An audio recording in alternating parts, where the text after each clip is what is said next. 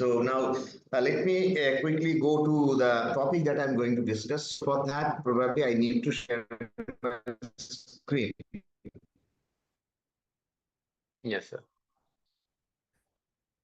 So, Shobhan is before. If there's any problem, Shobhan, just help me out, right? Yeah, yes, sir. You just say it from your end, sir. Yeah. So, here it is. Where is that? Shares screen. So, this thing. Share. Can you see the Yes. screen now? Yes, yes, yes, sir. It's clearly visible. Yes, sir. All right. Go ahead, sir. Yes, sir. So, let me. Where it is so. Going to the last slide. So, I have a lot of slides. Don't worry, because whenever the time is over, just let me know. I stop. So, it's not an issue.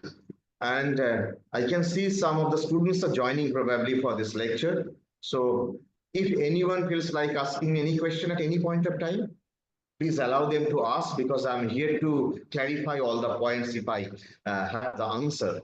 Because, it may not be very relevant to discuss all the nitty-gritties of modeling and other things unless I can reach the main target group. So if they want to ask me any question, I will. So respond to their points. Yes. Now, as you can see from the slide, Shobhan, can you see the entire slide? Yes, now? sir.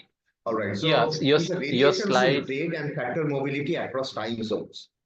sir. Before Sorry for I the move to the interruption. exact. Sir, Yes. sorry for the interruption. Your slide, 22nd slide is visible. Not the first slide is not visible. It's starting from 22nd. No, I can see the first slide now. Somehow it is not moving. It is 22nd All only. right, all right, all right, Yeah, all yeah, right. yeah. Now Is fine. it now? Yeah, now fine.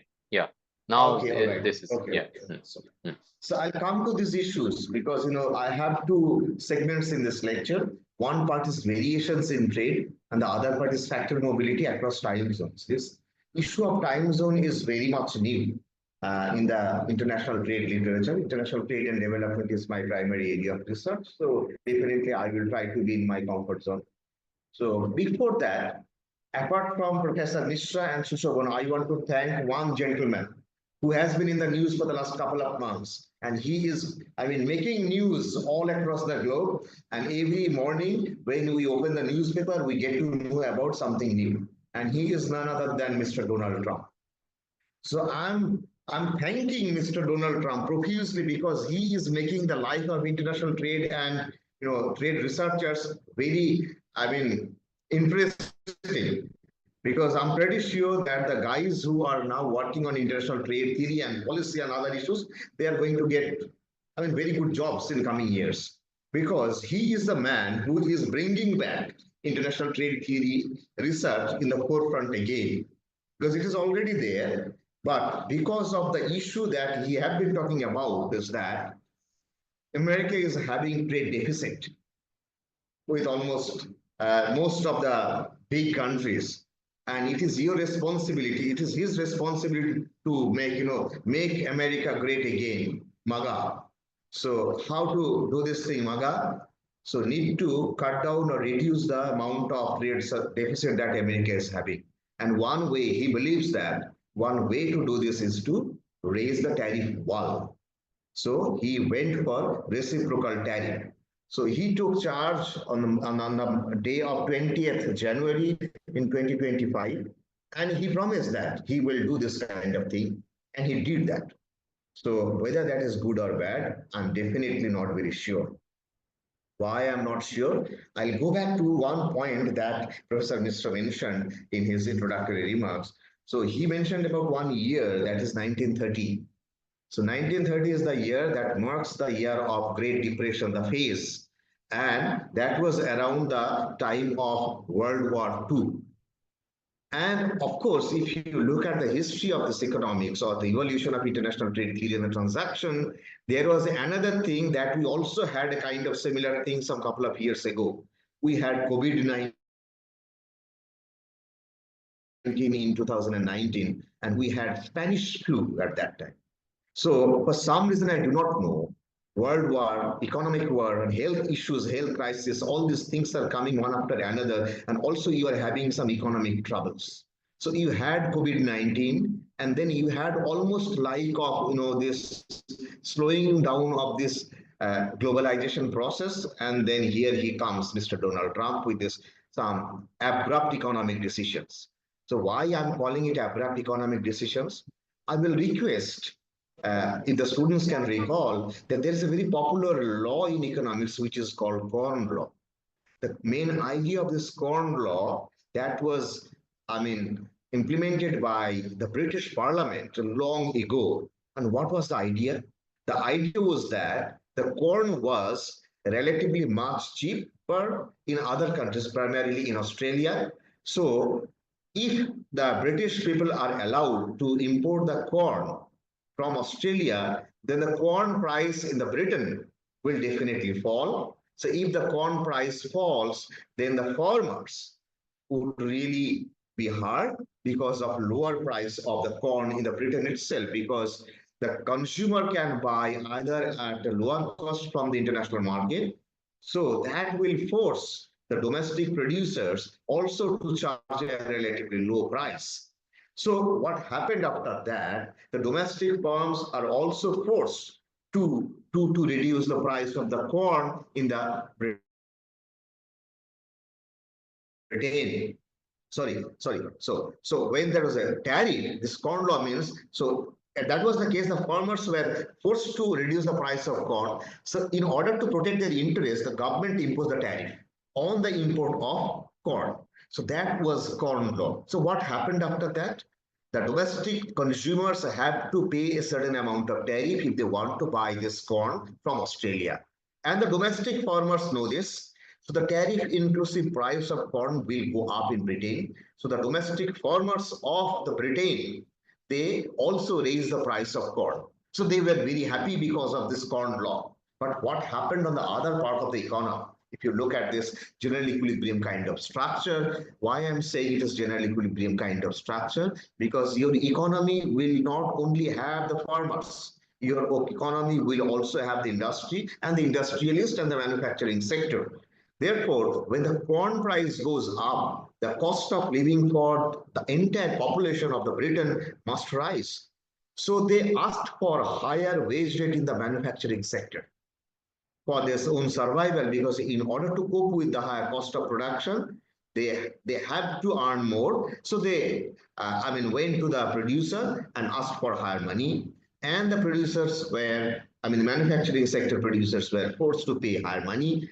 And as a result, what happened? The profit of the manufacturing sector went down and the investment went down, and the British economy had to face a kind of slowing down of the whole thing. So why I am saying this, all these things. So if you put a tariff, you are basically moving from efficient line of production towards inefficient line of production. And this economy is bound to suffer. So when the British economy had to suffer in terms of investment and the manufacturing output, and also in terms of employment, they also went for removal of this tariff from the import of corn, and that was the repeal of corn law. So if you look at this issue, that this imposition of tariff on the import of corn indicates trade restriction or trade protection or a kind of tariff. And the repeal of corn law was the indication of a move towards globalization or liberalization.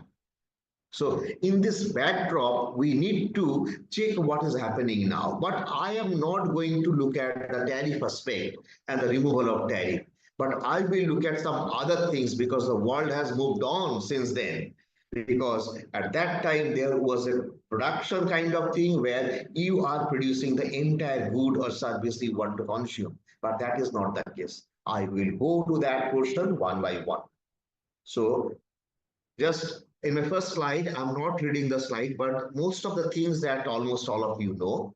So this time there is a kind of debate in the air. It is called globalization versus deglobalization. So whether we are moving from the era of free trade, almost free trade, towards the era of restricted trade. And this issue is nothing new. This issue was introduced, in fact, came up in the literature by this man, Walden Bello. This is a Filipino political leader, and of course, probably he is a political scientist. And he introduced this idea of this deglobalization because he thought that globalization may not be very good for all the segments of the society. And you know why? Because trade may be good.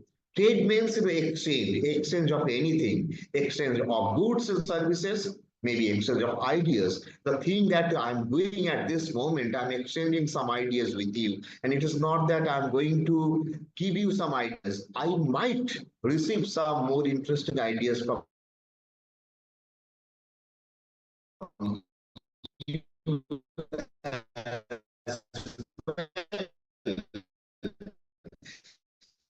So this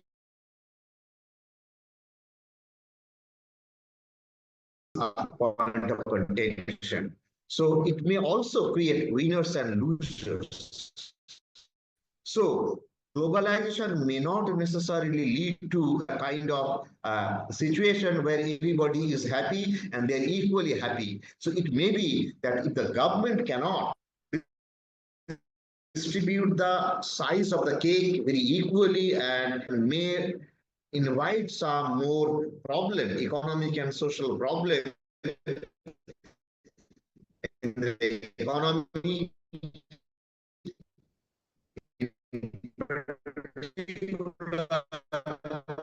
And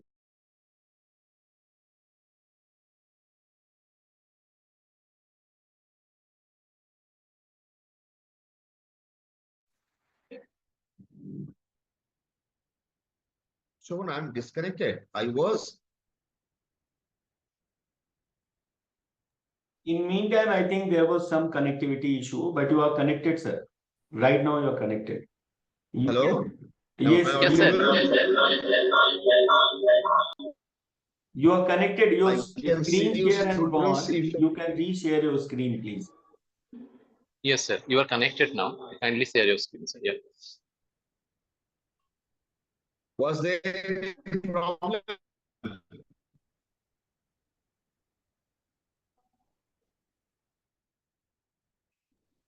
There might be some glitch for a moment. There was a disconnection. Yeah, sir. I think sir is online, but says mic and video both are closed.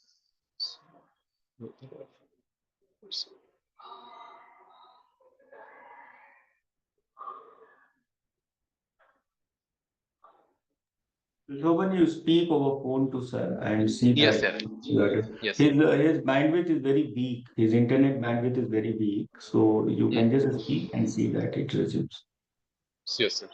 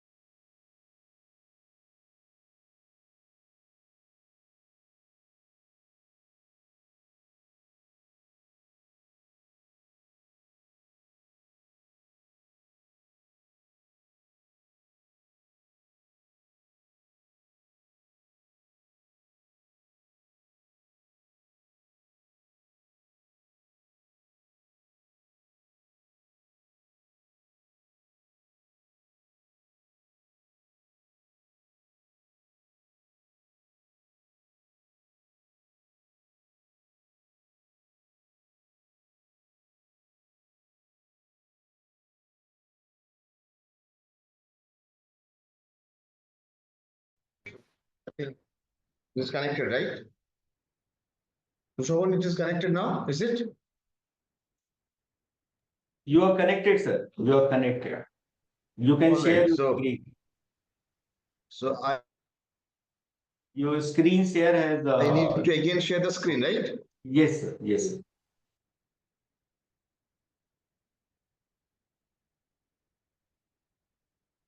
Can you see the screen now? Yes, it is visible. It is visible now. Please go ahead, sir.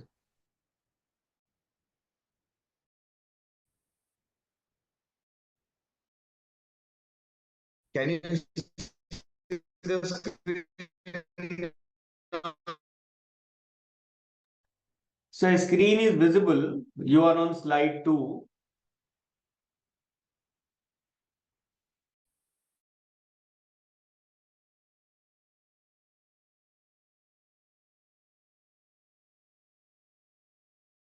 Sir, you can proceed, sir.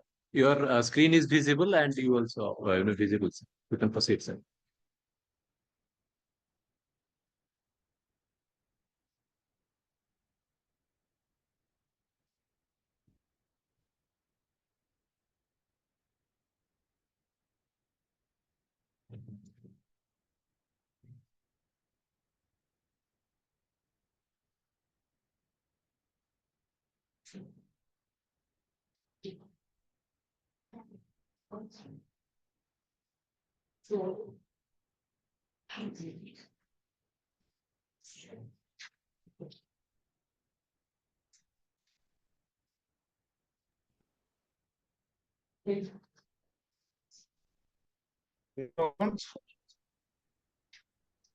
Yes, sir. I'm joining from another machine, right? So can you give me 2 minutes? So Sure, maybe sir. I'm having some problem with connection, right? Yes, sir. I think your voice is there, Just sir. allow You me can. 1 minute or 2 minutes. Okay. So that Yeah. machine may not have. So maybe here, I will just switch off my audio and video there in this machine. I will be joining from another one. Okay, fine, sir. Yeah.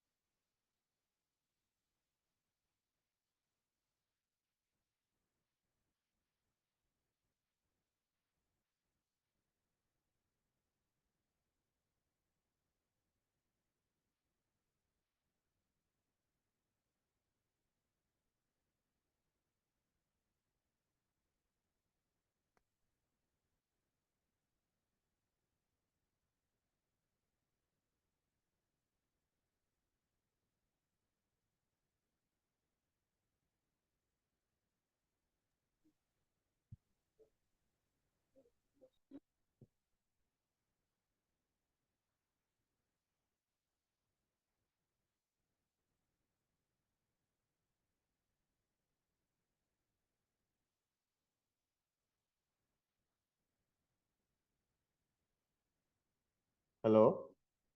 Sir, you are audible, sir. All right. Okay. So am I audible, right? Yes, Okay. sir. So let me share the screen now. Yes, sir. If my audio is, I mean, screen is visible, just let me know. Yes, sir. Visible. Okay. Just hold on for a moment. Right. So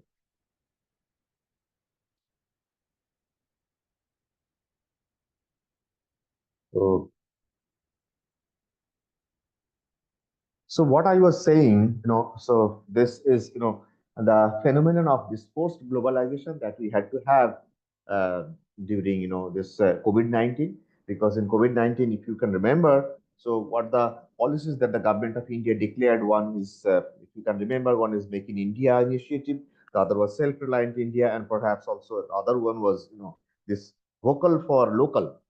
So all this vocal for local, self-reliant India are no way going in line with the idea of globalization. Basically, the main essence is that you produce what you want to consume. So you need not to rely on others. So the point is that don't go for trade or exchange of goods and services with anyone. So that may be the new international economic order. In fact, this is the same thing that United States of America was having with China, and the name was trade war. And that same thing is again coming in 2025 to this gentleman, Mr. Donald Trump, is reciprocal tariff. The main idea of this reciprocal tariff is that if you want to control my export by imposing tariff, then I'm also going to control your export by imposing tariff. So the idea of this kind of thing is well there in the literature. That was idea of reciprocal dumping. If you export more in my country, I will export more in your country, just in order to destroy whatever manufacturing units you have in your country. And I might sell my product in your country at a very low cost. That a very low cost indicates that your farmers or your producers, they have to quit the business, and then once they quit, then I will grab your market and charge whatever price I want. So the kind of concept that is there is called predatory pricing by a monopolist.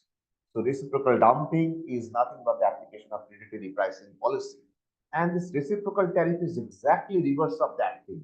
But I do not believe that if I go for reciprocal tariff, that may end up with complete zero trade. My conviction is that 10 years or 5 years down the line, we will end up with complete free trade or complete globalization or liberalization. So the answer is not very sure at this moment. Let us wait for the reactions of other countries. But now with this thing, before this reciprocal tariff argument, what was there before? This Richard Baldwin, this man, a very influential economist, he has a very nice paper, a book published in 2016. This is the Great Convergence. In this book, he explained why we moved from this bundling to unbundling. And what is the idea of bundling? Bundling means I would be producing those goods, entire range of goods, if I want to consume them. And then we moved from there, unbundling towards unbundling. So complete bundling to unbundling. So what is the idea? So I'm not producing entire range of goods and services that I want to consume. So what I'm doing then, I'm buying some of the goods I want to consume or that enters into my utility function. So I'm buying those goods from the other countries or from my friend. And what made this thing possible? We could not do that during the era of bundling because of huge and high transportation costs. But with the advent of newer technologies and improvement in transportation and infrastructural development, the transportation cost went down significantly. So we could afford to buy goods from different countries because as a buyer, my price is essentially is a summation of two things. One is the cost of production, inclusive of profit of the producer, plus the transportation cost. Because once the production is done, that is not the end of the story. Once this production is done, it has to reach the consumer. So in order to reach the consumer, you need to make an arrangement as a producer so that it goes to the consumer's house or consumer's place. That requires some transportation cost. So the total price of the effective price of the good is a kind of cost of production plus transportation cost. Now, with this improvement in transportation, with this improvement in internet, with this improvement in other infrastructure, so we moved from bundling to unbundling. So this movement from bundling to unbundling is nothing but fragmentation. So if you look at the last point, so it is a debate basically between integration versus fragmentation. Integration means should we do anything and everything that we want, or we should do something done by someone else. I will go deeper into the concepts of fragmentation further in my other slides.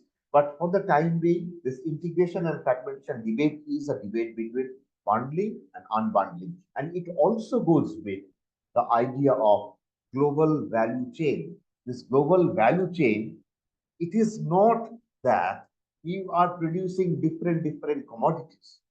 It is also true that you are producing different commodity inputs required to be employed to produce the final good.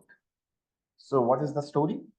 Some of you may remember that in your childhood, Probably some of you had played with Barbie doll, and most of you know that this Barbie doll is the product of America.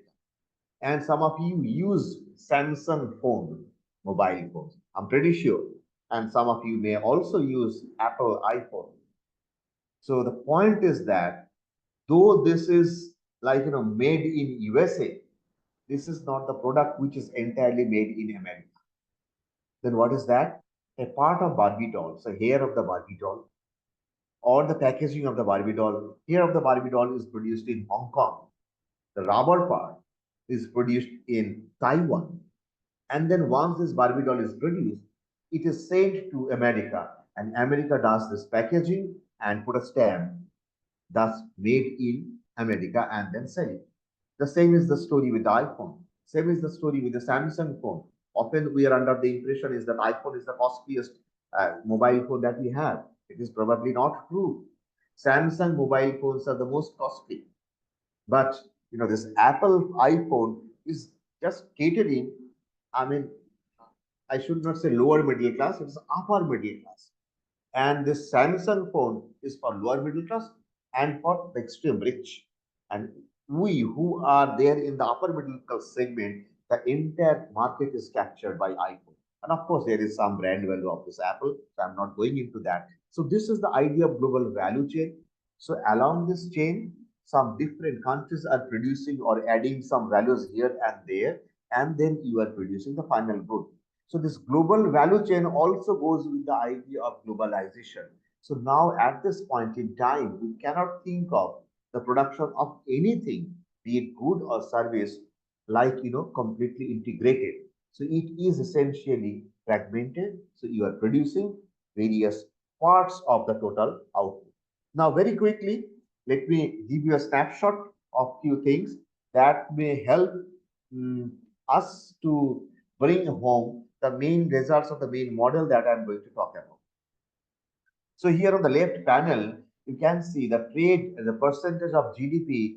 This is for India, and starting from No, it's not 1960 to moving. If you can, 2022.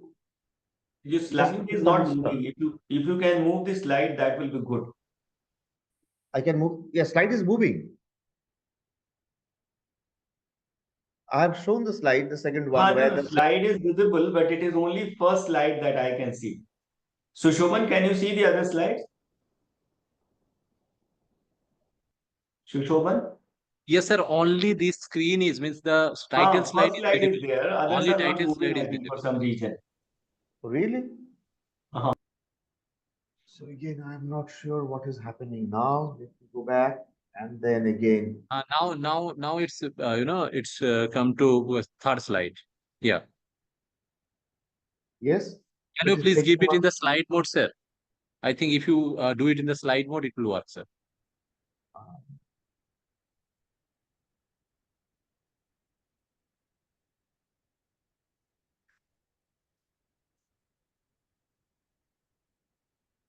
No, it is not in slide mode, sir. Only Then what to do? No? Slide mode. What is that? sir. Here where the percentage is there, na. Huh? You can, sir. Slide show is there, na, in the top. On the top of On this, the top? there is a slide show. Means animation. After animation, there is a slide show. Where? On the top? Yeah, at the top, home, insert, design, animation, then slide show. I cannot see that.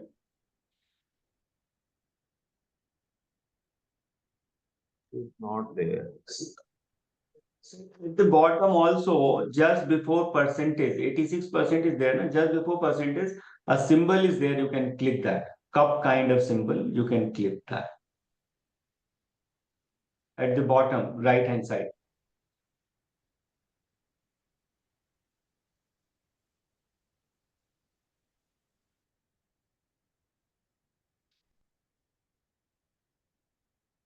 I'm not getting it. Okay. Uh, Sir, can you do one thing? Just stop sharing and Yeah, share I'm doing that thing. I'm stopping uh, sharing and going back yes, again.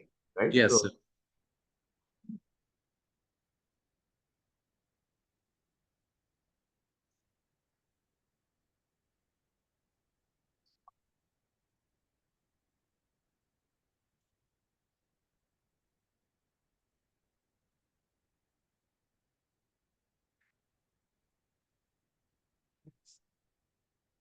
Sharing slides, then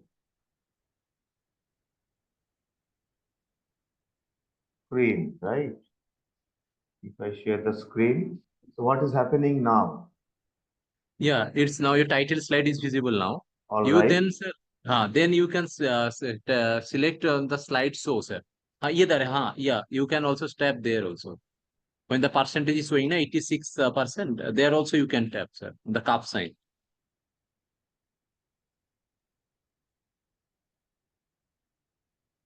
Percentage, right? So yeah, Yes, so yes, this is the yes, thing I yes, sir. did.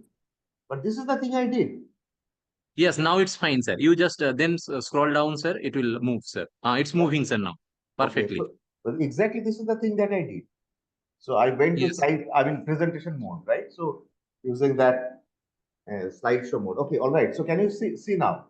Yeah, yeah, now fine. All Exactly, right. yes, sir. So Fine. if you look at the left panel of the diagram, so here it is, so I have three trend lines. One is the trade as a percentage of GDP. The other is trade in, one is of course the saffron line, saffron trend line is the total trade, and the other is the trade in services, trade in goods. But the blue, green, and the yellow lines, these are quite normal. So trade in goods is higher than the trade in services. But I will come to the next slide that is more revealing. So if you look at the right hand one, can you see that the right panel? Yes, sir. All right. So in the right panel, so here, this is one, actually, this is a mirror image. So the saffron one is the goods trade ratio. So it's a goods trade by total trade. And the yellow one is the service trade by total trade. So the message that I'm going to give is that over time, for the last 60 years, service trade is gradually going up. So the service trade gradually going, sorry, yeah, it's going up, right? And then now, if I look at this trade, how can I move this down? So trade in intermediate input for India and the world. So if I look at the ratio, I'll request you to look at this ratio very carefully. For India and the world, there is nothing much different. So the percentage was around 60% in 1995, and in 2020, it is almost around 60%. It's in between. If you look at here, it is 0.58 to 0.6. So there is no much difference. And here it is 0.56 to 6.62.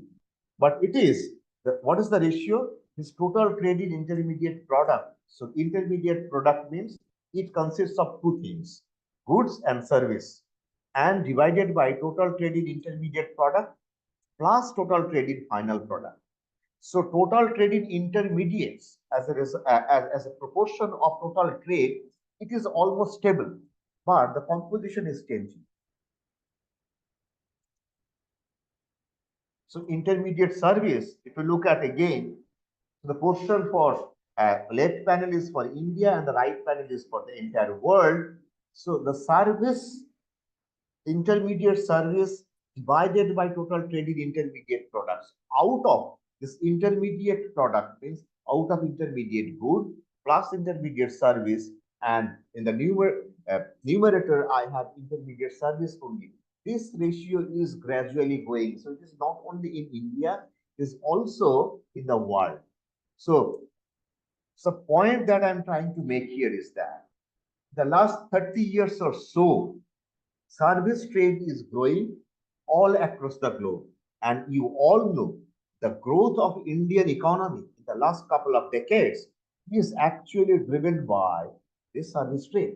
And this is also shown here. But now I'm coming to my point. So my point of interest is very revealing. See what is happening here. Just look at the thing, left panel and the right panel. Left panel talks about goods trade versus service trade for India with the Asian countries. And the right panel talks about the same thing for India with US and Canada. So you may ask me, so why did I take this kind of thing with Asian countries and USA and Canada? So if you can remember the title of my talk today, so the variations in trade and factor mobility across time zones. So I'm gradually moving towards that. So Asian countries means, so these countries and India are almost in the same time zone. And whereas in case of USA and Canada, it may be Mexico. So these countries and India, they are located in completely non-overlapping times. So what I mean by this overlapping and non-overlapping time zone? Overlapping time zone means almost we are sleeping at the same time and we are working at the same time. So the basic assumption behind this is that people generally work during day and generally sleep during night. And there is a similarity, coincidence between India and Bangladesh, India and Pakistan, India and Myanmar, India and Taiwan, almost India and, there are almost 4.5 hours of difference with Japan, Australia, and China.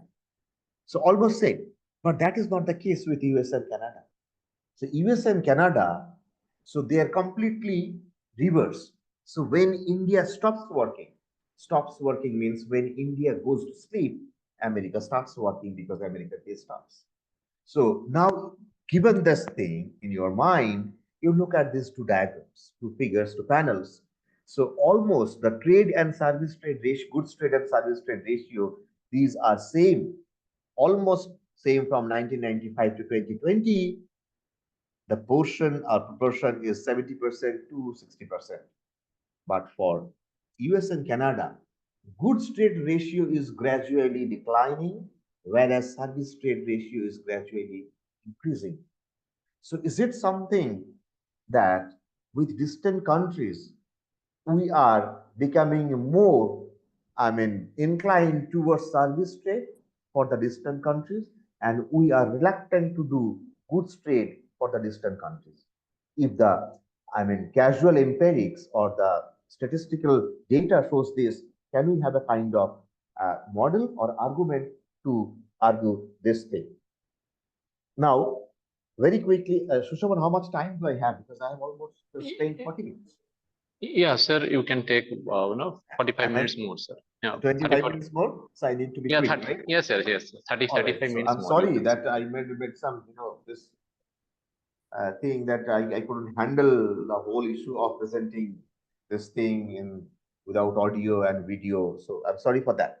So now It's look fine, at sir. Yeah. on the one side of this line, I have India and the USA. Just can you show my cursor? Just, Yeah, cursor is, yeah, all cursor right. is, So yeah. here, so day one, day I, night I, day I, night I, all these are for basically India. And on the here it is night U, day U, night U, and day U. These are for United States of America. So India works here the first one calendar date. One calendar date means it has two components, day and night. And what we assume is that we work during day only. So if the work is done here during India's day, then it is not only true that India's people are working, India's market is also closed during night of India. So even if the product or the service is completed in daytime or in 12 hours, you cannot sell this product because the market is closed here. So in order to sell the product, you need to wait for the next day to begin, and the next day begins here. So your product, if it is X, if this X is ready for sale in the same country, means I'm not moving to any other time zone. So here India stands for all the countries which are located in the same time zone. So if I want to do trade in the same time zone, this night time is a complete wastage. This complete wastage has some cost. It could be delaying cost, it could be a time preference cost. And what is the time preference cost? I'll give you an example. I'll come to that. So if the product is produced in India, it may be intermediate input, it may be the final good, it may be service, no matter. But the product is ready to sell only on the second day, and meanwhile, this entire 12 hours of night time is a loss. However, you have another option. So when India was working, the people of United States of America, people of Canada, people of Mexico, they were sleeping. So they didn't have any idea what India is doing. So if this Indian guy or the producer can send this product to America for sale Then, when India goes to bed for sleeping, America just starts working. So, American markets are open. So, this product is produced here in India, moves to America here. So, the market is open and this product is sold in America. Therefore, the loss that was due to the night time in India is not there if you can somehow transfer this commodity from India to America. So this exploitation of this time zone towards that time zone can help us to remove this loss of night time from the entire story. And this loss of night time is actually leading to some cost. So why I am saying that there is a time difference? Just very quickly, let me tell you one story that, Professor Mishra can definitely remember one thing during our child days, we used to have basically a tailor-made trousers and shirts. So during, occasion, a festive season, we used to buy a piece of cloth, and our responsibility was to meet the tailor and to give them the piece of cloth to, prepare the trouser or the shirt. And our main intention was to get the product as quickly as possible. So we used to call the tailor uncle every now and then. Is it done? Is it done or is it done? If the delivery date is 20th of April, I start calling this man from 10th of April, whether it is completed or not, completed or not. So we have a natural tendency to get everything quickly. So that is why you also have the students of this generation, they can relate this thing with the idea of Amazon Prime. One day delivery means if you have an Amazon Prime account, you will get your product delivered on your doorstep in the next morning. And for that, you are paying a hefty amount of money, maybe 1,500, because you want to get your product, maybe book, maybe phone, cell phone, or maybe pen drive. So you want this thing as quickly as possible at your hands, or you want to use it. So this time preference or delay, if we go there and if we want to sell the product in India, we need to wait for this night time, means the people are not very happy with this wastage of time. So they are not ready to give the full money. So that indicates a kind of loss to the producer. Now, let me go to the next part. This part I have almost explained in these things, what kind of issues that I can analyze here. If I again go back to this thing. So if it is a good, just look at my cursor. If in day one, day I, the first calendar day, if I produce the good, and the assumption is that I'm producing this good or service, it takes only 12 hours. So if it is a good, it has to be shipped to America. If it is service, it also has to be shipped in America.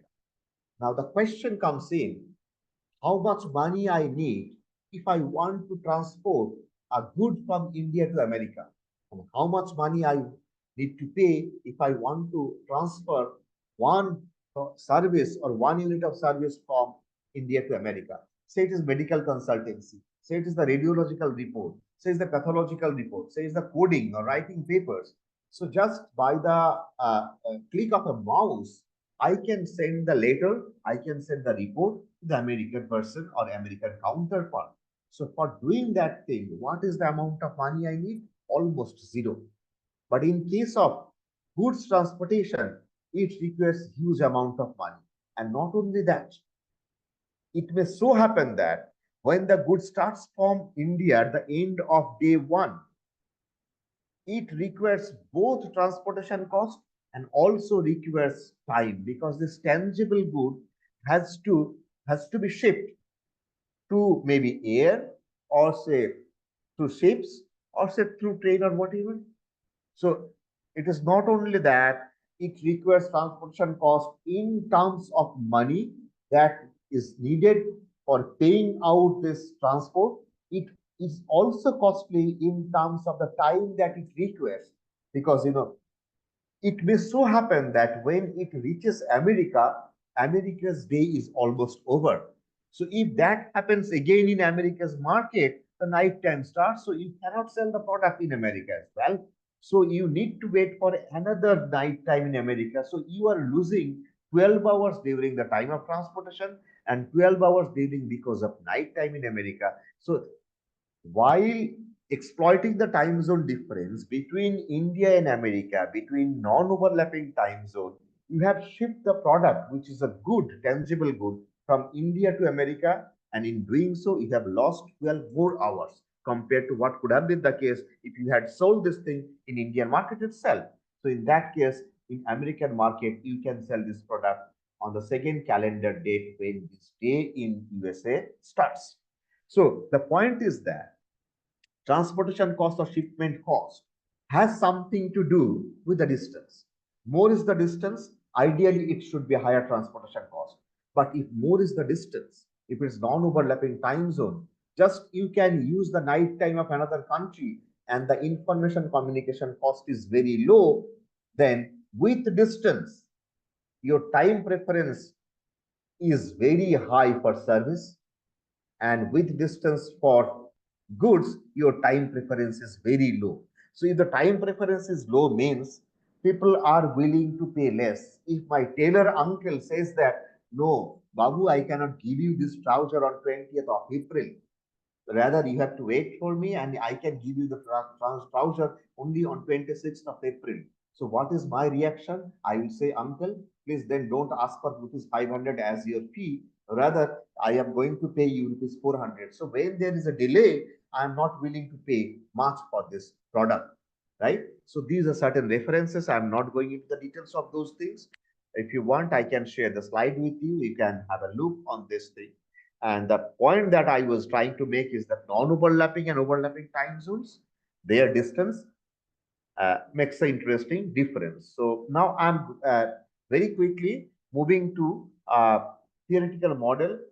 I'm not sure whether you would be able to follow the entire theoretical model. So let me just get an impression from Sushaban. Sushaban, if you want me to explain the theoretical model, then I will Yes, do yes, it. sir. Yes, sir. All Kindly, right. sir. All right. Okay. So I have another question that is on this factor mobility that is less technical. So I can go to that as well. So if you want. So, okay. So there are two goods in the economy. This is the basic model that I'm having. So two goods are X and Y. Now I'm not saying the nature of the goods at the very beginning, but I'm saying that X can take anything, any form, any nature. X could be good, X could be service. And I'll try to explain what is going to happen. So Y is a manufacturing good. So both these goods require skilled labor and capital. So this is a kind of typical hexagonal framework. So it's a 2x2 model and it's a competitive framework. This competitive framework, the price of a commodity is equal to the average cost of production. So that is happening in case of equation 2. So price of Y is a combination of wage cost and the combination of capital cost. Wage cost means the skilled wage per unit skilled labor gets WS as the wage rate, whereas ASY is the per unit requirement of skilled labor in order to produce 1 unit of Y. The same is the case for capital. So 1 unit of Y production requires this much of wage cost and this much of capital cost. Labor cost and capital cost gives me this. But same is the story for X. But what is delta? This delta is the discount parameter. So delta is the discount parameter, and the value of delta, if you look at this thing, this is lying between 0 and 1. So it is greater than 0. That is quite natural, because if my delta is equal to 0, then my right hand side becomes 0, means my effective price or disposable price is essentially 0. That cannot happen. I'm producing something with a labor cost and capital cost, and my return is 0. So that is not sustainable. So here, so this Px delta, this is what I was explaining. This delta is a function of the distance, right? So more is the distance. More is the distance means India and America. So if more is the distance, now under this more distance, I may have two options. If it is a good, then this distance is causing higher cost. Higher cost means basically my transportation cost would be very high. If my transportation cost is very high, then the amount of money retained to be paid to the skilled labor and the capital would be less. And if it is a case of service, then this discount factor would not be much. So if this discount factor is not much, then probably my delta is very close to 1. So if my delta is very close to 1, then this Px delta is almost very close to Px. Means I have two situations. One, in case of good, my Px delta is very less than Px. And on the other hand, when my delta is very high, almost close to 1, my Px delta is very close to 1. So then what is happening? I'll come to the effect in my next slide. So these are called my price equations, and these price equations are following competitive market structure and the marginal productivity principle and diminishing marginal productivity rule.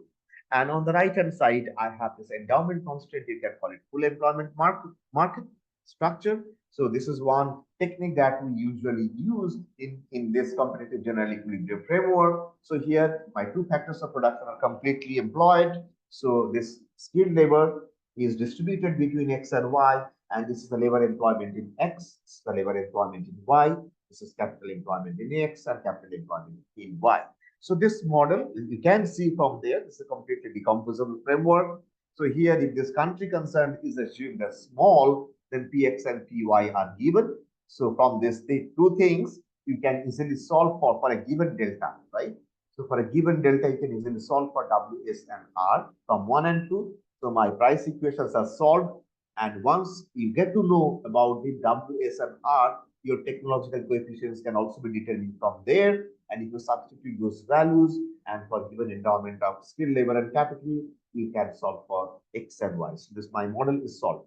Now, given this set of equations on the left hand side, what is going to happen to this thing? So if my delta goes up, again remember that delta will be very close to 1 if it is service, and delta would be very close to, I mean, almost, so if delta is very low, my Px delta is almost very close to 0.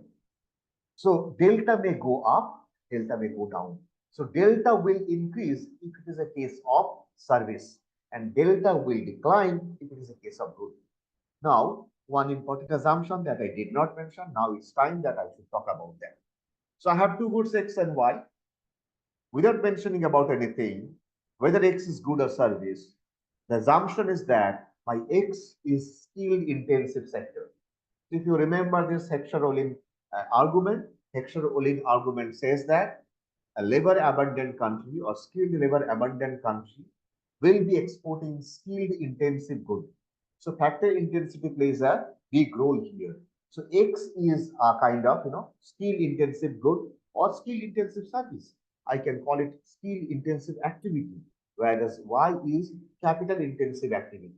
So when so let me use this pen. It would be easier. So when my delta goes up, so if this delta goes up, then Px delta will increase. Mind it, this Px delta will increase in case of service. So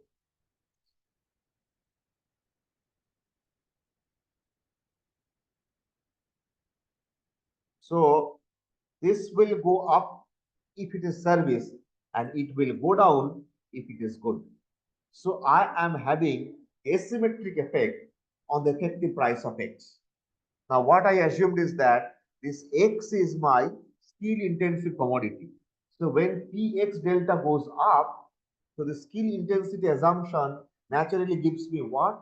My Ws should increase. So Ws increase, and since my Y is a capital intensive commodity, my R should fall. So when it is happening, so Ws will rise if my delta goes up, but Ws would fall if my delta goes down. So my delta goes up if it is service. Sushobhan, can you see the whole thing? Yes, sir. Yes, sir. Okay. So, and this delta goes down if it is good. So when it is good, your skilled labor is losing. When it is service, your skilled labor is gaining. So this is what happened in India. See, when India rode on this thing, service sector driven growth, Who is the greatest winner? The service sector. Service sector means it's the skilled workers. So my model is also satisfying this argument. My model is corroborating the claim that is Indian economy is experiencing now. So this is the factor price effect. Now that's not the end of the story, because we need to look at what is happening to the output sector. Now let me move to the uh, um, output sector. So this is the result that I explained. So can you see this thing? Yes, sir.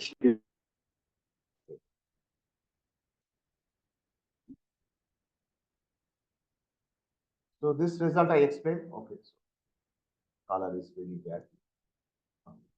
So, and this is also the result that I explained. So in case of service, skilled workers are gaining, capital is losing. Whereas when the case is tangible good, skilled worker is losing, whereas capital is gaining. Now let's go there. How to go to the next slide? Use working arrow now? sign, sir. Arrow sign, sir. There are Yes, 4 arrows. I'm Yeah. pressing the arrow sign, but it's not working now. It's not working now.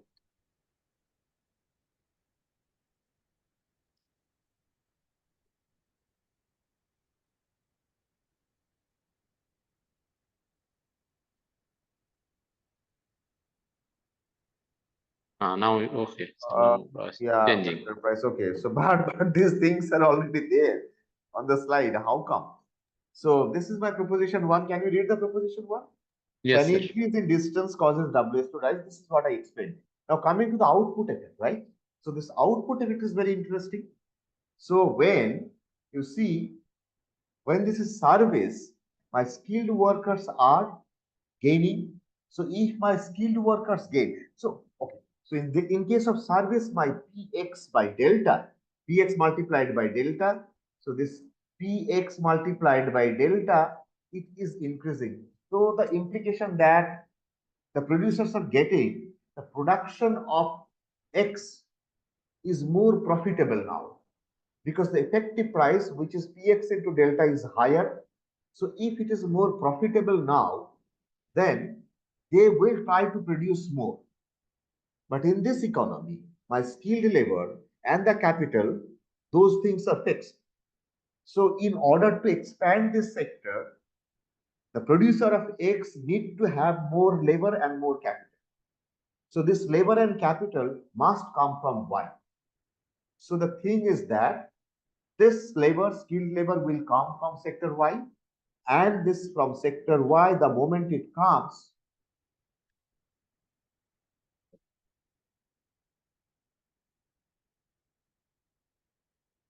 so when this skilled labor is coming from, oh, where is my cursor?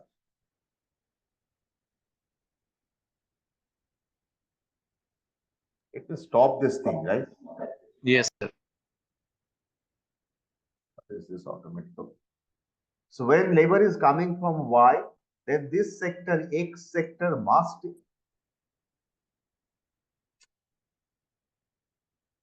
So this X must expand, and this expansion of X requires some skilled labor coming from Y. So if you look at this thing, your entire skilled labor is distributed between X and Y, and this X is drawing some skilled labor from Y. Therefore, the moment X goes up because of higher effective price of EXW, then while it is going up, it must go down. And at the same time, look, this Y sector is your capital intensive sector. So the labor that it is releasing, that will go to sector X, is getting absorbed there. So less labor is being released by Y, and all those labors are getting absorbed in X. However, in order to absorb those skilled labors, X requires some little amount of capital, because X is a skilled intensive sector. So for example, if Y releases 10 labors, skilled labors, along with 10 labors, Y must release 50 units of capital. Why? Because Y itself is a capital intensive sector. So this released 10 skilled labor and 50 capital must go to sector X. And in sector, because there is no other sector. So, and it's a full employment model. So this released labor 10 will move to sector X, and sector X is a skilled intensive sector. Therefore, these 10 skilled laborers are employed there, and wage rate is higher in X sector if it is a service case. But the point of concern is that in order to absorb this 10 skilled labor, X requires only maybe 5 capital. But how much capital is already released by Y? 50 units of capital. Therefore, out of 50 units of capital, only 5 capital is absorbed in X. So what to do with this 45 units of capital? This 45 units of capital will remain there as an excess supply. But this excess supply is, there is no room for such excess supply in this economy because unemployment is not allowed. So this excess supply of this capital will depress the wage rate in sector Y, and this factor is mobile between these two sectors, X and Y. Therefore, this labor reduction in the price of capital will actually accommodate this excess supply and a contraction of Y because of the result that delta has gone up as a result of X being service in nature.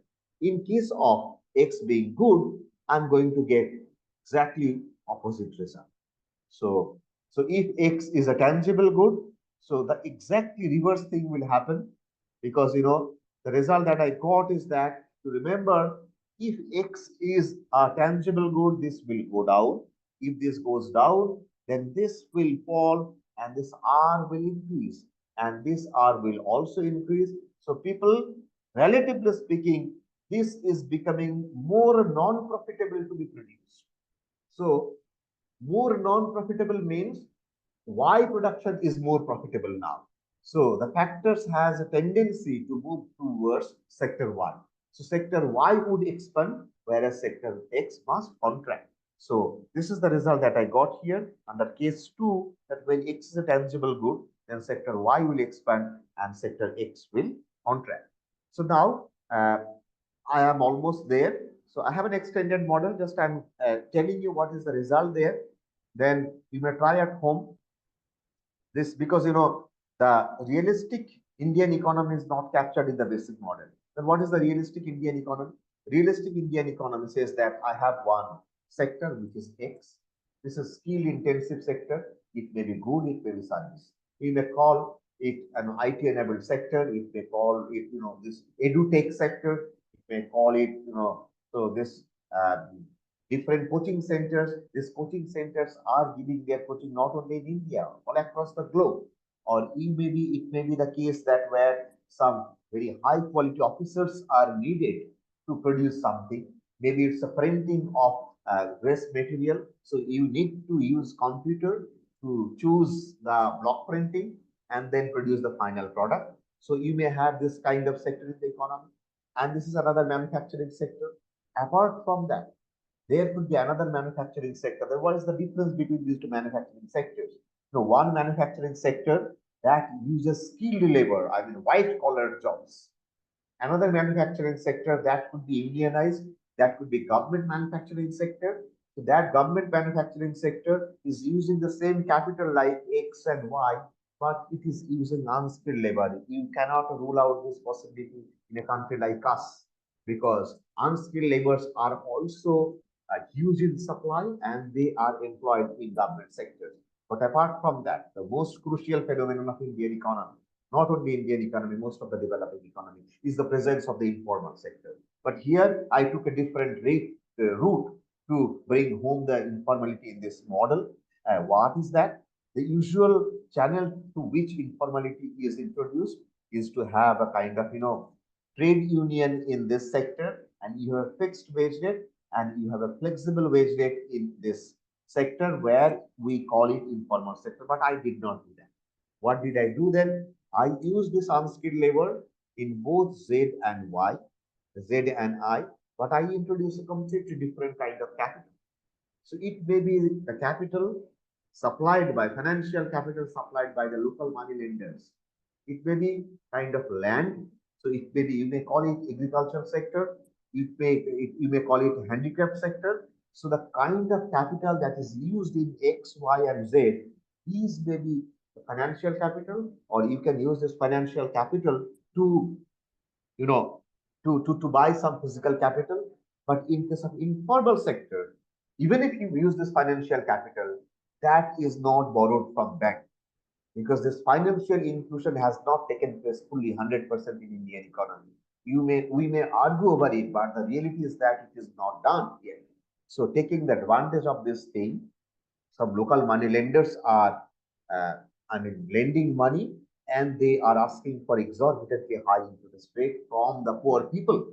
So we can, one way we can have this, we can add some markup over this small r to get this r, but I did not do that. So if you add one markup over this r, then your life would be more easy, because you will not have one more extra variable to solve for. But in this equation, I have one more extra variable, which is t and capital R. So this is a fully blown equation structure for an Indian economy like us. So here I have 4 sectors. So if you see 4 sectors, I have 4 unknown variables, W, S, R, W, and R. So still it's a kind of, Hexagon or augmented Hexagon kind of model. So you have this thing here, and the full employment conditions are modified in this way. So here, why did I do that? Because one burning problem of an economy is the wage inequality. If you remember, in my previous model, I didn't have this wage inequality phenomenon, because what I had is only skill level. But the real model is that where I have more realistic model. I have both skilled labor and unskilled labor, WS and WW. So by using this model, you can also check whether this is a goods trade, and this goods trade is done across non-overlapping time zone, across huge distance. Then what is going to happen to this wage disparity between skilled labor and unskilled labor, means the difference between WS and W, and whether that result is going to hold true in case of service trade. So the very quickly, the result that I'm going to get is that wage inequality between skilled labor and unskilled labor is not unconditional. It depends on certain condition. So if delta goes up, remember, delta will go up if the non-overlapping time zone trade is like the service trade. Then wage inequality may rise if the numerator is greater than 0. This is essentially very typical, mobile factor intensity condition that we have in specific factor model of trade. You can check particularly 2 or 3 papers. One that I wrote with Professor Sugata Marji, that was published in 2010.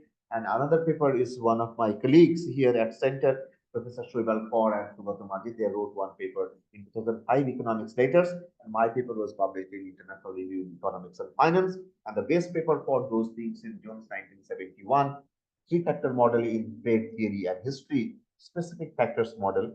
The arguments are drawn from there, and the output effects are very clumsy in terms of the mathematical formulations, but I do not have time, I think. So, Shushovan, Yes, sir. how much time I have? I do not have any time, right? You can take, sir, 10 more minutes, sir. Then All right. So then let let me very quickly look at this thing. So the output effect, because one interesting relation that we may have from this output and the price effect. So this is a complementarity relation between these 4 sectors.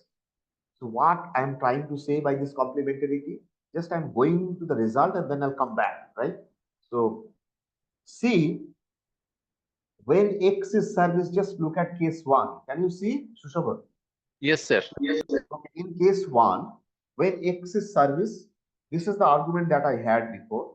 So distance increases between non-overlapping time zones. So I am not talking about this overlapping time zone. So I'm not talking about India's trade with Asian countries.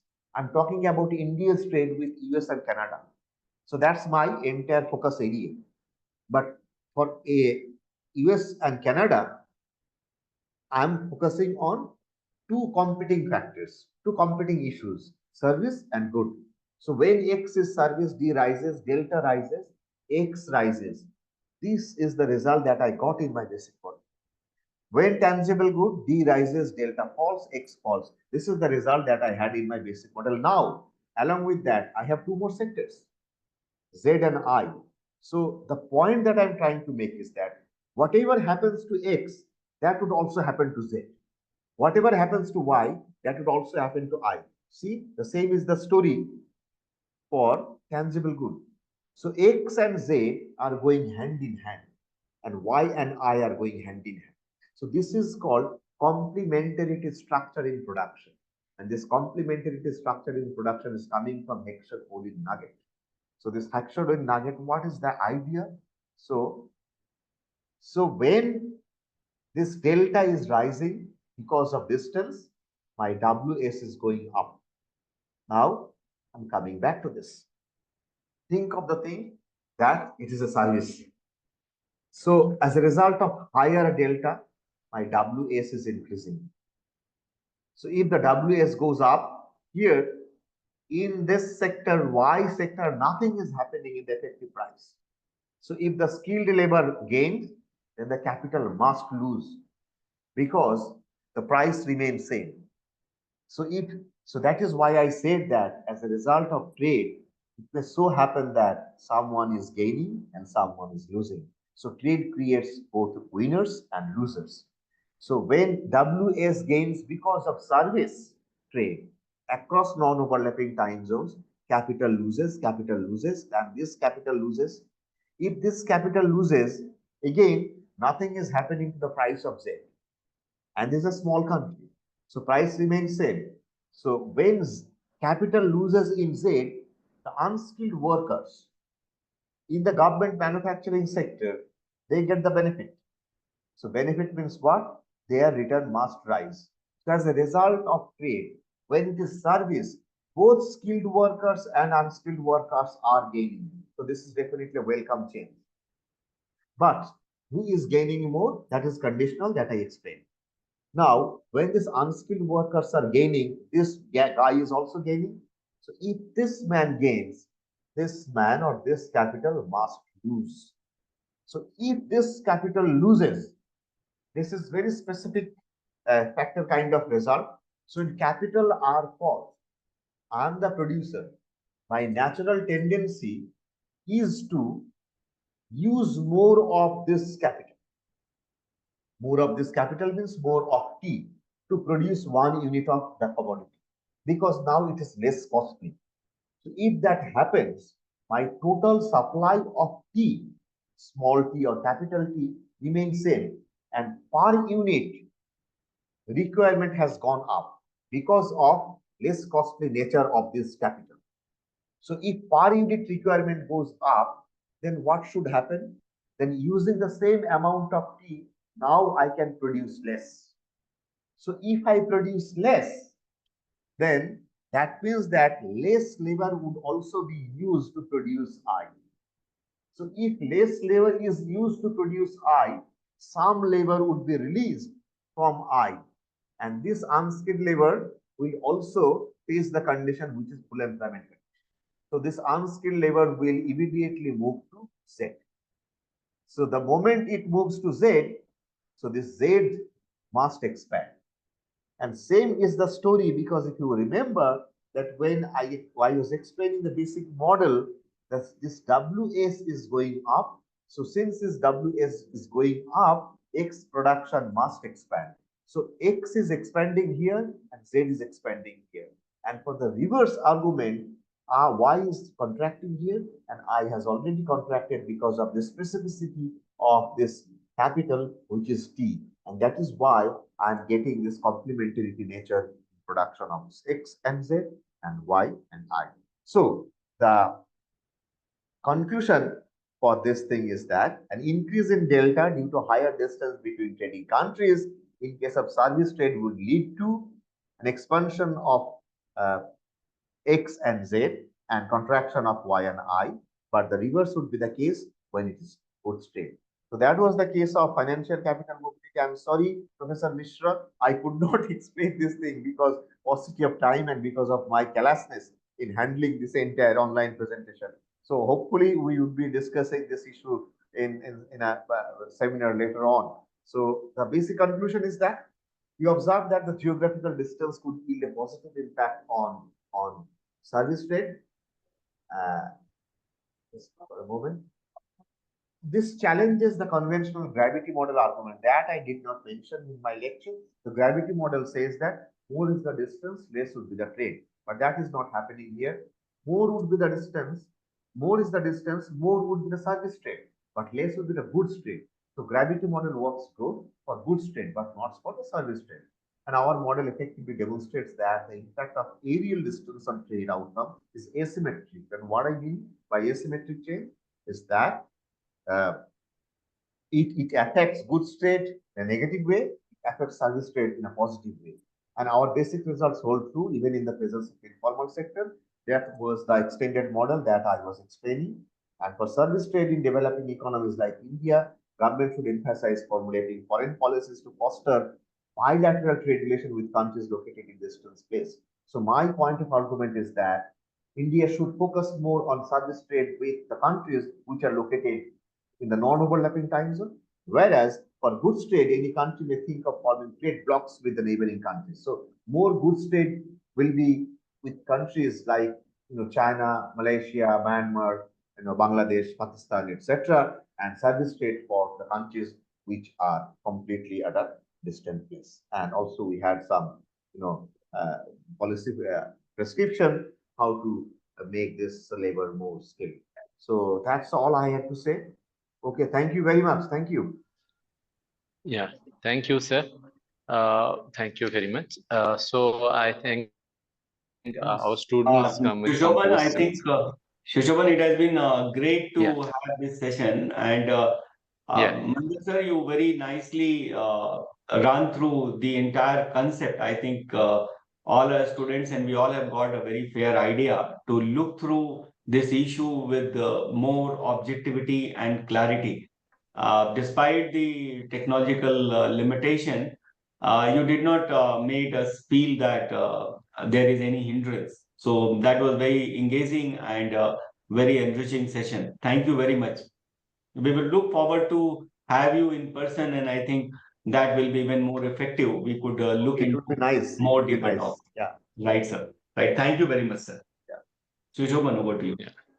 Yes, sir. Thank you, sir. So students have some questions. So Sure, I'm requesting students to come. I can try to join from my laptop. Then I can switch on my video. Then I can try because Yes, sir. if Okay, I fine, sir. stop Yes, sir. presenting this thing, then that may work, right? So Mhm. do I stop sharing? Yes, yes, sir. It will work. Yeah. All right. Yeah, you can already. Yeah.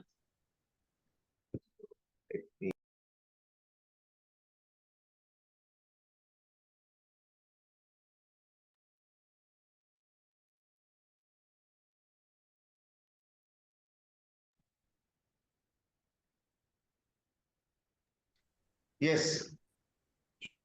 Yeah, now you are visible as well, sir. Yeah. One by So one. students, Sure. yeah. Can you hear me? Yes, sir. No? Yes, yes, yes. Yeah, yeah. All right.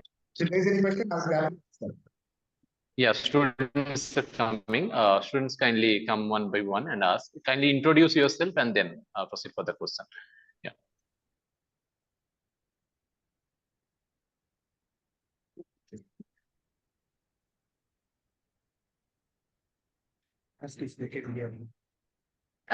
So can you hear? Yes. Okay. Okay. So good afternoon, sir. I'm Varangi Agrawal from BA Economics, fourth semester. So my question is basically about as we were talking about the factor mobility and all of those things, I wanted to know how do the time zone differences affect the real-time communication between an international trade, and how does it affect the decision making as well? So you want to know about such real-time communication? Yeah, like the real-time communication, which is affected due to the time zone differences.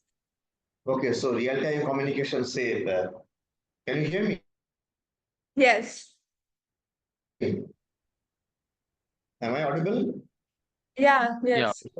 Yeah. Audible. So real-time communication, say, I want to communicate with someone who is staying in America, right? So the point is that when it is America's night it is my day. When it's America's day, it is my night. So this real-time communication does not necessarily require that you have to be located in either America or in India. So what you need, look at this, BPO sector, business process outsourcing sector, most of the guys and girls, they are working during night. Okay. So in India, this BPO sector, IT sector, Kushavan can recall that there is called Sector 5 in Calcutta.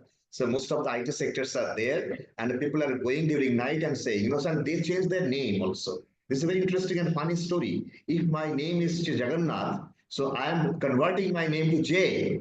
It is not joy, right? It is not J-O-Y, it is J, J-A-Y. So J gives a kind of, sense of belonging to American guy whose name is Walter. So Walter has a problem with his refrigerator, and Walter needs real-time communication. Walter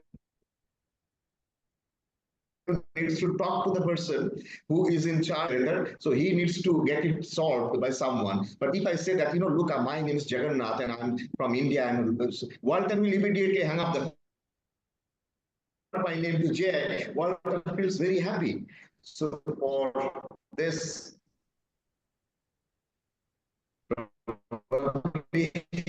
I'm getting disconnected through this line, right? Now and then. So if I do that thing, this real-time revolution or this improvement in information and communication technology has made it possible that you can do this real-time communication. But for doing this kind of job, if you ask someone who is, say, this Rube means, say, I'm saying someone who is staying in Mexico. So this Rube will ask for $30 in an hour. And if this company requests me to do the same thing, I will ask for ₹30 for an hour. So look at the difference. And only thing is that you need to have a good quality room from where nobody will get to know whether you are in America or India. And so real-time communication is not a problem. Think of the situation. These days, banking people are not coming to your house, and you are also not going to bank for real-time verification of your credit card application. So what do they do? Even if you are, traveling by train, so they make WhatsApp call and then ask you to switch on the video and then put your camera in front of you, and they do this real-time communication and verify these documents. But the story takes an interesting turn because you cannot have labor mobility, but you can have capital mobility. That was the second part of my talk. I did not do that. The labor mobility cannot be transferred through where? Through internet. But capital can be transferred through internet, through digital platform. You can send your money. So you have two capitals, labor and capital. So capital can be transferred at any time, and this real-time transaction is possible. And probably, in my understanding, this is one primary reason why the Indian banks or the other banks are opening their branches overseas, because they know that during night time our transaction demand for money is very low, so they can use this money for some other purposes. And if I have my friend in America, most of us have, so if I do this intraday transaction in the stock market, some of you must be knowing intraday transaction means early in the morning you buy the stock, in the evening you sell the stock. So you have money in your bank account. You sell this money, you have this money, and send this money your friend, say, who wants to do the same thing, intraday transaction in your stock and money. So this is one possibility, but that is very risky at the same time. Anyway, it's a very good question. Thank you very much for that. Thank By the you. way, what's your name? Gaurangi. Koshangi. Gaurangi. Gaurangi, yes. Okay, all right. Gaurangi. Okay, thank Next. you. Next.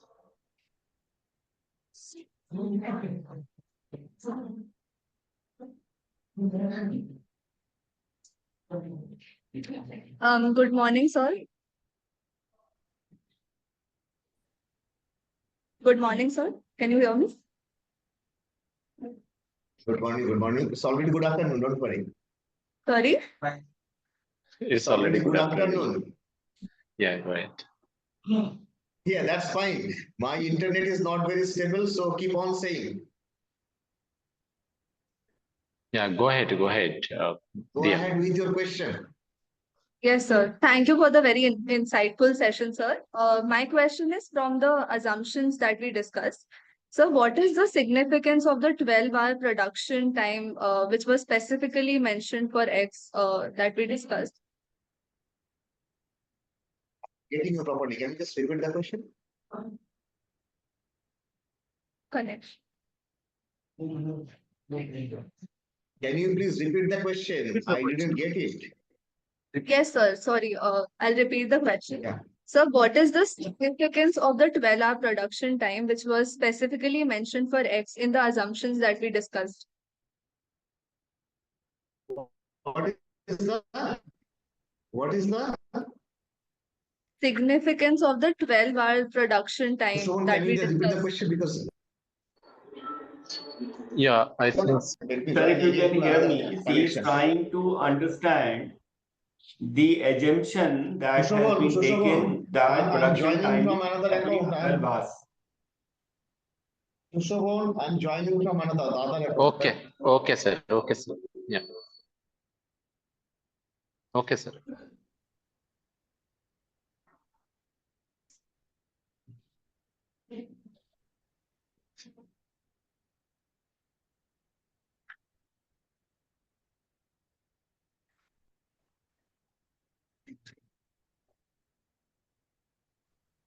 Yes, yes, please. Kushavan, Yeah. are you there? Yeah. Yeah. Dia, you can proceed. Yeah. Yes, sir. So the question is from the assumptions that we discussed, what is the significance of the 12-hour production time, which was specifically mentioned for X? Yeah. Okay, all right. So 12 hours production function is the very crucial assumption in this model. Why? Because if it takes 24 hours, then basically what you are doing, you are not in a position to exploit this time zone difference. If say it takes 24 hours to produce Dia, so if it takes 24 hours to produce, then again, you have another day in India when you can sell this product. So the question of wastage of time, which is because of night, does not arise. So if it does not arise, then what is the point of selling this product in America? So I'm exploring the option that you may exploit this time zone difference to sell this product in America. So if you have the market in India, you can easily sell this product in India. So you need not to go to America. So that option will not be there. Number one, for service, and for goods trade, you can also sell this product in India without incurring any significant amount of transportation cost. So the issue of distance is not coming here at all. So distance is the main force, main driving force of this entire story, and distance is the focus. And why distance is the focus? Because as I mentioned at the very end, fag end of my presentation, that it contradicts the gravity equation. So gravity equation talks about the relationship between distance and trade. And so what I did do, I explored this thing to examine whether distance is really harmful for every kind of trade or all kinds of trade. But it is not. So in order to establish that argument, we must have to have this 12 hours phenomenon. Otherwise, the point of distance and time zone is not useful here. Also, the entire story is useless. That is a good point. Also, we need to figure out what are the real life examples for 12 hours manufacturing product. So 12-hour manufacturing product may be there, and I have some examples. You can also find some products which are done in 12 hours. But service, it is also definitely done.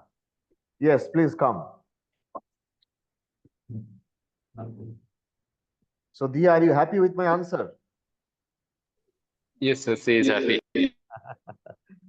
No, you need not to be happy always. Try to have your curious mind open always, because keep on questioning, no matter who is there in front of you. Good afternoon, sir. I'm Good Soumya afternoon. from the fourth SIM. Yeah. So my question is, what is the underlying process or system that leads to these different readiness points and approaches in India and the US? What's the underlying approach? What is the underlying process or the system that leads to these different readiness points and approaches in India and USA? So, so let me try to answer this question from a slightly different perspective. And the perspective is that if you look at any trade theory or trade empirics, so kind of transaction always takes because of the difference. And the difference is that, Ricardian model, the difference is in technology. In Hexarolian model, the difference is in endowment. In Krugman's model, the difference is in the economies of scale. So is there any difference which is not like labor endowment difference or not like technological difference? So is there any other difference which is very natural? So that is the underlying process in this model. The natural difference is the locational difference. Natural difference because you cannot change the location of India and America in coming days. So you have to stay with this. So this natural difference can each cause a kind of trade which is already there, and we just need to capitalize on the difference between this geographical location of these two countries. So if we can exploit that, you need not to look at the technology, need not to look at the endowment, need not to look at the increasing returns to scale. Forget about Melly's idea of farm heterogeneity. Just you exploit the difference that is already given by the nature, and you exploit it, and you go for increasing the welfare.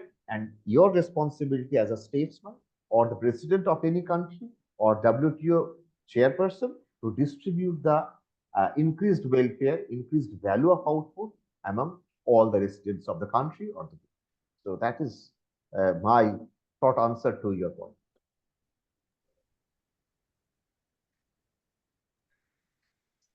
Next.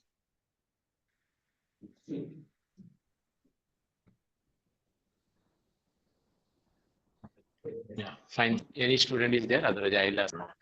Yeah. Okay. Fine. Sir, I have a query. I think you Yes. mentioned 4 equations there, Yes.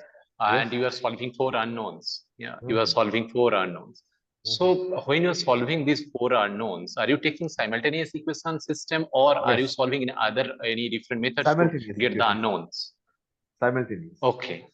So simultaneous equation there, if we take the unknowns and the structural equation, then which will be the one of the method? Are the any normal estimation techniques like 2SLS, IV, or any other thing be applicable, or any something special measures can be used to get the unknowns? No, so simple.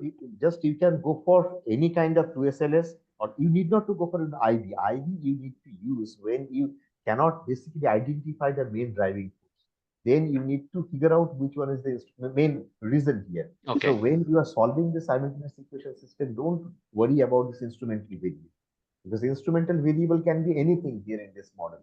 So that is why it is simultaneous, right? So, but here, of course, you already have this instrumental variable. Instrumental variable is your delta or distance. So just you look at the other dependent variables. That is for Yes. empirical researchers, and you are empirical researcher, but I am not. So I tried to respond to your question from my theoretical understanding. So, yeah, fine, sir. Fine. Thank you. all right. Yeah. So, sir, would you like to share something? Mr. Sir, written recommend Mr. Sir, register sir, I would like. Interaction, and we'd look forward to welcome you on campus, sir. That will be even more effective. Yeah, I would love to go there. So just give me some time. So just inform me. Sure. And I often visit Bangalore because some of my relatives are there. So at least once or twice a year I go there. So if we can figure out the time frame, then definitely I can visit your campus. So Shushovan will coordinate for sure. Yes, sir. Shushovan will coordinate for sure, and we'll look forward to. Yeah. Okay. Okay. Thank you. Thank you, sir. Thank you for this Thank you. offer. Yeah. Fine, sir. So, Socrates, sir, kindly just to give the vote of thanks, and over to you, sir. Thank you so much, Dr. Shushovan. Good afternoon, everyone. it is my esteemed privilege to extend a heartfelt vote of thanks to all those who have contributed to the success of today's event.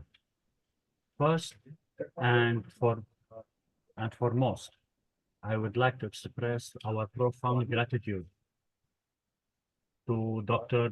Shinraj Roshan, Chancellor of JAIN deemed to be University, for his visionary leadership and unwavering support that continues to inspire and guide all of us. A special thanks to Dr. Raj Singh, Vice Chancellor of JAIN deemed to be University. We are also deeply grateful to Dr. Jitendra Kumar Mishra, Registrar of JAIN deemed to be University and Head of Institution, School of Humanities and Social Sciences. Sir, your administrative acumen and support have been pivotal in ensuring the smooth functioning of the school and the department. To all the principal officers of JAIN deemed to be University, your guidance and encouragement are deeply valued. Our gratitude extends to Dr. Tahia Afzal, the Senior Academic Coordinator of School of Humanities and Social Sciences as well. Thank you, ma'am, for your kind support. On behalf of the organizing committee and everyone present here, I extend our sincere gratitude to Professor Biswajit Mandal for delivering an engaging and thought-provoking lecture. Sir, your expertise and ability to present complex concepts in such a clear and accessible manner have provided us with valuable academic insights. Your presentation has undoubtedly enriched our understanding of the topic and will serve as foundation for further learning and discussion. Excuse me. We are deeply appreciate the time and effort you have taken to join us today and share your knowledge with our academic community. Thank you once again, Professor Mandal, for your valuable contribution. We hope to have the privilege to learning from you again in the future. Special thanks to Dr. Sushovan Maiti, the convener of the lecture series, for his commitment and meticulous planning in organizing this event. To all the faculty members and the students at Department of Economics at JAIN deemed to be University, your hard work and enthusiasm and cooperation have been the backbone of this lecture series. Once again, thank you all for your invaluable contributions and for being part of the remarkable journey. Thank you so much, sir, and we hope to have you in our campus physically in the future. Thank you so much. Thank you. Thank Thank you, sir. you. Thank you. Thank Yeah. you.